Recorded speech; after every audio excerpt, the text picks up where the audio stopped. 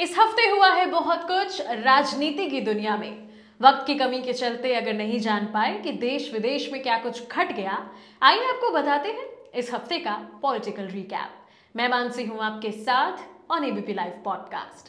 आज के political recap में सबसे पहले बात करेंगे टीएमसी सांसद महुआ मोइत्रा की। निशिकांत दुबे ने टीएमसी सांसद के ऊपर कैश फॉर क्वेरी यानी कि पैसे लेकर सवाल पूछने का आरोप लगाया।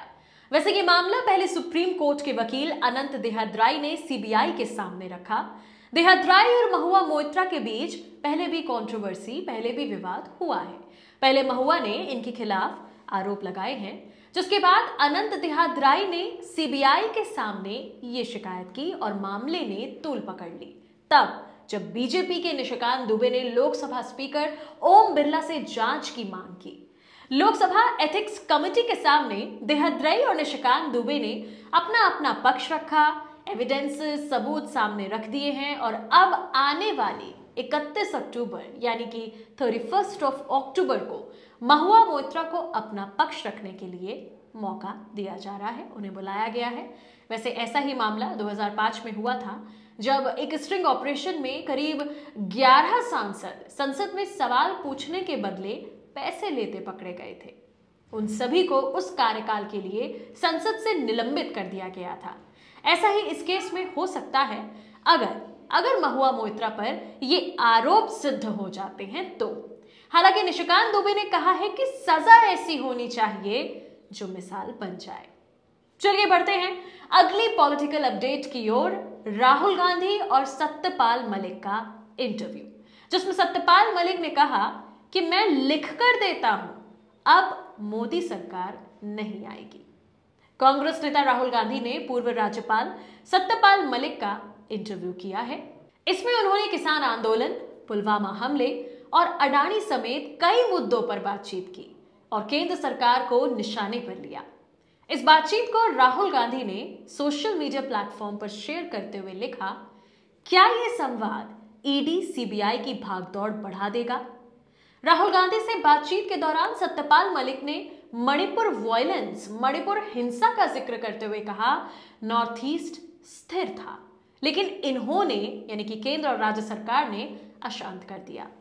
6 महीने की और बात है, मैं लिख कर दे रहा हूं कि ये सत्ता में नहीं आएंगे।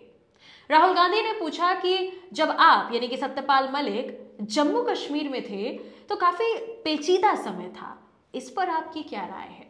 सत्यपाल मलिक ने कहा, आप जम्मू कश्मीर को जबरदस्ती या सेना से ठीक नहीं कर सकते। यहां के लोगों को जीत कर आप कुछ भी कर सकते हैं।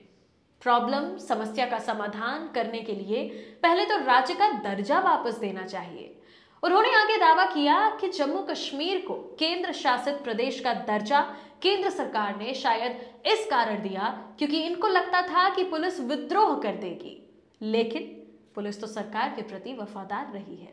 पुलिस ने ईद के महीने में छुट्टी भी नहीं ली। ऐसे में राज्य का दर्जा देकर चुनाव करानी चाहिए। राहुल गांधी ने इस पर कहा कि मैं जम्मू कश्मीर गया, मुझे भी लगता है कि लोग राज्य का दर्जा छीने जाने से खुश नहीं हैं। सत्यपाल मलिक ने कहा कि मैंने राज्य का दर्जा देने का इनको बोला तो कहते हैं कि सब ठीक है। पुलवामा में हुए आतंकी हमले को लेकर सत्यपाल मलिक ने कहा, मैं ये तो नहीं कहता कि केंद्र सरकार ने कराया, लेकिन पुलवामा में इन्होंने नजरअंदाज किया और फिर इसका राजनीतिक इस्तेमाल किया। ऐसा इसलिए बोल रहे हैं क्योंकि इनकी स्पीच है, इसमें ये बोल रहे हैं कि वोट देने जाओ तो पुलवामा की शहादत को याद रखना। राहुल गांधी ने इस पर कहा, मैंने पुलवामा के बारे में सुना तो पता लगा कि शहीद एयरपोर्ट आ रहे हैं, तो मुझे मेरे सिक्योरिटी वाले ने कहा कि आप एयरपोर्ट मत जाओ, लेकिन मैंने कहा कि मैं जा रहा हूं। मुझे एयरपोर्ट पर कमरे में बंद कर दिया गया। शहीद आए हुए थे और प्रधानमंत्री नरेंद्र मोदी आ रहे हैं। मैं लड़कर कमरे से निकला तो लगा कि पूरा शो बनाया जा रहा है। फिर सत्यपाल मलिक ने कहा कि पीएम मोदी को श्रीनगर जाना चाहिए था। सत्यपाल मलिक ने कहा कि पुलवामा में सीआरपीएफ के जवान शहीद इस कारण हुए क्योंकि इन्होंने 5 एयरक्राफ्ट मांगे थे। एयरक्राफ्ट मांगने की एप्लीकेशन 4 महीने गृह मंत्रालय में अटकी रही, पेंडिंग पड़ी रही। गृह मंत्रालय ने ये खारिज कर दी। इस वजह से, इस रीजन से ये लोग सड़क से गए। उन्होंने कहा कि विस्फोटक सामग्री पाकिस्तान से आई थी। बढ़ते हैं अगली पॉलिटिकल अपडेट की ओर, जो इस हफ्ते छाई रही, और वो है यूपी के अयोध्या शहर में सरयू नदी के किनारे मौजूद श्री राम की नगरी अयोध्या में भव्य राम मंदिर और पीएम मोदी को इन्विटेशन। भव्य मंदिर में रामलला की प्राण प्रतिष्ठा का शुभ मुहूर्त सामने आ चुका है। इसके लिए 22 जनवरी 2024 की तारीख को तय किया गया है। इस तरह वर्षों से इंतजार कर रहे भक्तों को अगले साल से राम मंदिर में दर्शन की इजाजत, इसकी परमिशन मिल रही है। राम मंदिर ट्रस्ट के सदस्यों ने पीएम मोदी, हमारे देश के प्रधानमंत्री नरेंद्र मोदी को रामलला की प्राण प्रतिष्ठा के भव्य कार्यक्रम में शामिल होने के लिए न्योता दिया है। इसे प्रधानमंत्री मोदी ने एक्सेप्ट भी कर लिया है। पीएम ने ट्वीट किया, श्री राम जन्मभूमि तीर्थ क्षेत्र ट्रस्ट के पदाधिकारी मुझसे मेरे निवास स्थान पर मिलने आए थे। उन्होंने मुझे श्री राम मंदिर में प्राण प्रतिष्ठा के अवसर पर अयोध्या आने के लिए इनविटेशन दिया है। मैं खुद को बहुत धन्य महसूस कर रहा हूं। मैं इस ऐतिहासिक अवसर का साक्षी बनूंगा। बस इस पर विवाद विपक्षी पार्टियों की तरफ से शुरू हो चुका है। विवाद रामलला के प्राण प्रतिष्ठा समारोह के निमंत्रण को लेकर है। कांग्रेस नेता सलमान खुर्शीद ने कहा, निमंत्रण सिर्फ एक ही पार्टी को जा रहा है क्या? भगवान सिर्फ एक ही पार्टी तक सीमित रह गए हैं क्या? आप इसे एक पार्टी कार्यक्रम बना रहे हैं। क्या ये एक ही व्यक्ति विशेष का कार्यक्रम है? शिवसेना यूबीटी की सांसद प्रियंका चतुर्वेदी ने कहा कि ये एक ऐतिहासिक क्षण है। लंबे समय के बाद ये राम मंदिर बन रहा है, इस पर राजनीति नहीं करनी चाहिए। उम्मीद है जिन्होंने इसकी शुरुआत की थी उन सभी को इसमें निमंत्रण दिया जाएगा। शिवसेना का भी इस संघर्ष में काफी कंट्रीब्यूशन रहा है। राम मंदिर की प्राण प्रतिष्ठा जब होगी तब विश्व हिंदू परिषद ने पूरे देश में प्रोग्राम्स ऑर्गेनाइज करने का ऐलान किया है। विश्व हिंदू परिषद ने देश के 2 लाख गांवों को राम मंदिर समारोह से जोड़ने की तैयारी की है। 5 लाख मंदिरों को प्राण प्रतिष्ठा समारोह से जोड़ा जाएगा। वीएचपी कार्यकर्ता हर राज्य का दौरा करेंगे। ये सब कुछ जनवरी 2024 में होगा, तब जब देश में लोकसभा चुनाव की सरगर्मी बढ़ चुकी होगी। बढ़ते हैं अगली पॉलिटिकल अपडेट की ओर। भारत वर्सेस इंडिया की किताबों में देश का नाम इंडिया की जगह भारत करने की एनसीईआरटी की समिति की सिफारिश के विरोध में प्रतिक्रियाएं दे रहे नेताओं पर केंद्रीय शिक्षा मंत्री धर्मेंद्र प्रधान ने निशाना साधा। दरअसल केंद्र की ओर से कहा गया कि एनसीईआरटी की किताबों से इंडिया हटाकर भारत कर दिया जाए। विपक्ष इस पर हमलावर है। खासकर दक्षिण के राज्यों के लोगों ने तीखी प्रतिक्रियाएं दी हैं और सरकार पर इतिहास के साथ छेड़छाड़ करने का आरोप लगाया है। केंद्रीय शिक्षा मंत्री धर्मेंद्र प्रधान ने कहा, लेकिन अंतर क्या है? भारत और इंडिया में कोई अंतर नहीं है।